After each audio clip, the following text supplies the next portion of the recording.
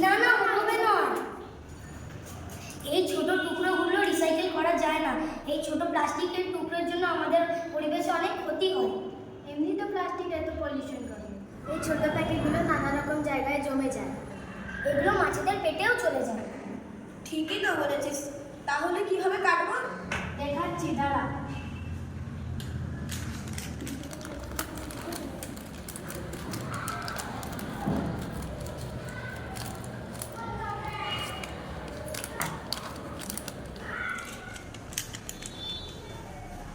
তাই তো, এই থেকে তো ছোট প্লাস্টিকের টুকরো বেরোলো না। শুধু চিপসের প্যাকেটই কেন, সমস্ত প্লাস্টিকের প্যাকেটই আমরা এভাবেই কাটবো, যাতে আর প্লাস্টিকের ছোট টুকরোগুলো বেরাবে না। প্লাস্টিকের ব্যবহার কমাতে হবে। পৃথিবীকে বাঁচাতেই হবে।